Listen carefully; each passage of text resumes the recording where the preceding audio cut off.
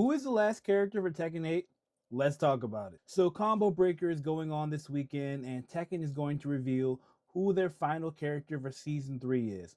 We already know Kunimitsu, Bob, and Roger Jr. are already going to be joining the cast this year. But we are now speculating on who will be the final character for this season, and I've got a couple of options I'm going to throw out there. Let me know if you agree. The way I see this, Tekken is doing this in a couple of different ways.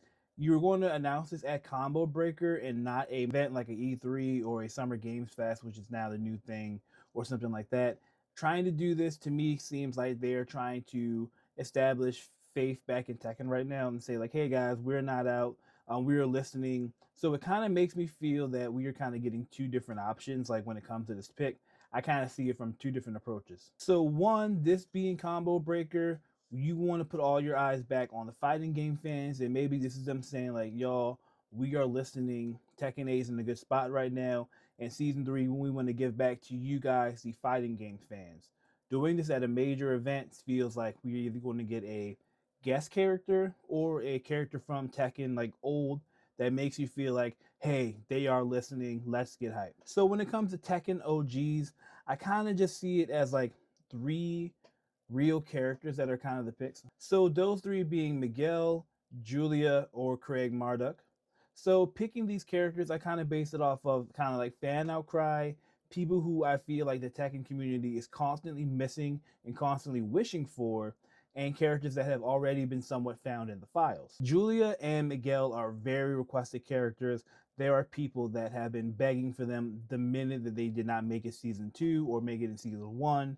So I definitely feel that these two characters definitely will bring kind of good faith back to Tekken, especially looking at characters like Miguel, who have been long sought after, who is a character that's purely Tekken. He is a brawler. He doesn't have these crazy stances. He doesn't have these big weapons and guns and all these crazy abilities. He's just pure hands. Same with Julia, a character that would kind of restore faith, make you feel like, yeah, maybe less on these crazy over the top people, and maybe make it bring it back to that more old school Tekken feel. I bring Marduk up because he was found in the data mining of Tekken 8 that there was a fighter coming from Australia that has not been revealed yet. So this could just be a placeholder or something that was kind of like to leave as like a bait or make fun of people for hacking into the files and looking too deep. Or this could mean Craig Marduk coming. He's been on my list a couple of times. I like Marduk. He's someone that I do think should come back at some point. And then I bring up guest characters. So a lot of people are saying like, we want Tifa for Tekken 8.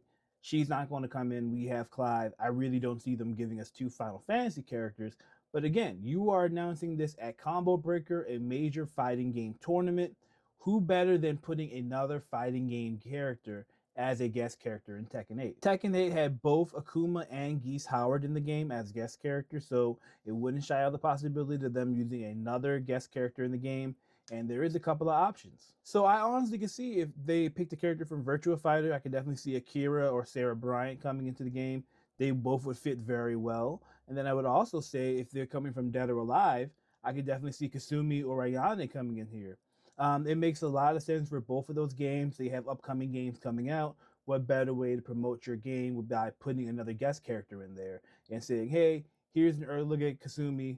Check her out when she's in Dead or Alive 7. Or hey, here's a new Akira, or maybe here's old Akira.